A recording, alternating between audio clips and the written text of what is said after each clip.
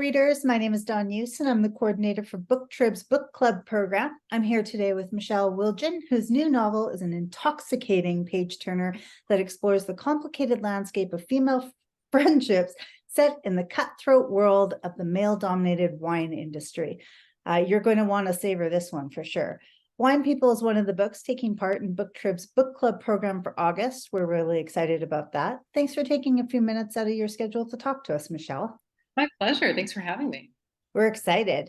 I just want to dive in. So, you are a wine expert of sorts, a wine food expert, but I'm sure that as you were writing this book, you still had to do a bit of research into maybe that world. Was there anything surprising or fascinating that you learned while you were researching? Absolutely. And when you talk to people who really have dug into this world, you gain a huge amount of respect. So I can't call myself an expert, but some of the little tidbits that I got that I especially loved were just how physically demanding this job really is, all of the travel and all of the tasting of like really young, harsh wines. And so my favorite example of that was talking to a friend who had been in the wine importing business. And when I asked her, why don't you go back? Thinking her answer would be because of, the travel, because of my kids, et cetera, she said, my teeth. I want to protect my teeth. And so little things like that of course are very big if you're experiencing them, were just fascinating to me. I can imagine. My sister lives in the Okanagan, which is a Canadian area of wine production, and we did wine tours, and I thought it was really fun for the first couple of days, but I think by the third day, we had lots of family come through. I was like, I could not live here. I could not want to tour people through this every day. So Yep. didn't think about the teeth though. Yeah, I always hear people say that like at the end of a long day of tasting this wine, all you want is like a beer or a gin and tonic. Yeah. Yeah, I could see that for sure. Wine People is such a cool premise for a book. And of course, our readers are going to be able to go online and check out more about it. But why do you think this would be such a great book for a book club selection?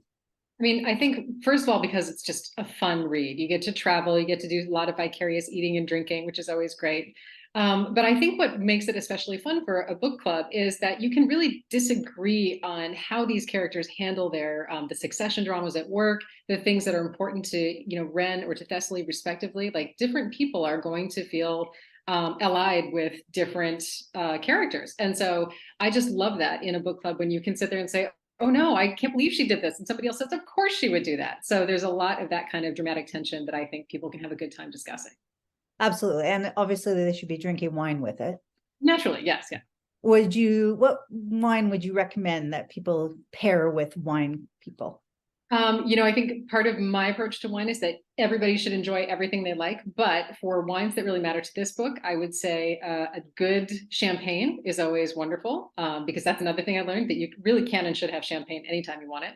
Or a rosé, a dry rosé. You can almost never go wrong. And I know recently people have started talking about drinking rosé all year round, and I am completely on board with that as well.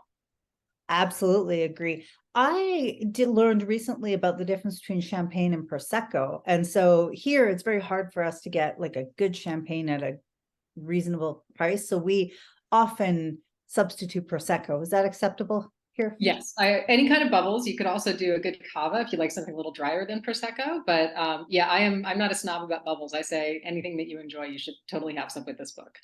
Fantastic. We're going to slip a little bit away from your book for a sec. What can you share? What's the best book you've read in the last year, or what's currently on your nightstand?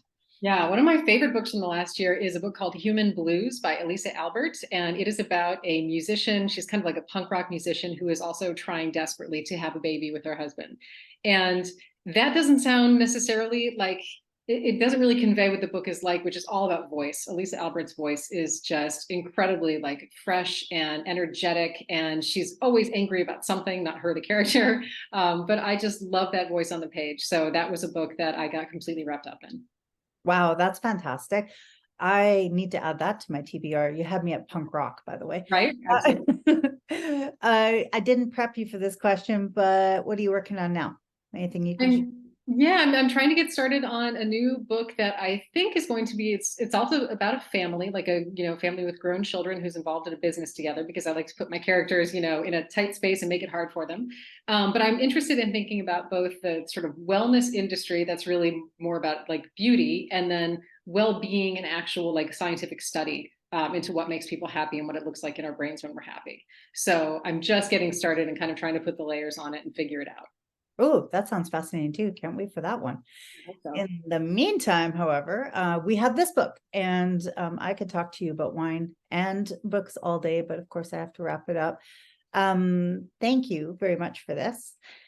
Yeah. For more information about Michelle's book, please check out the book club page on the booktrib.com website. Thank you.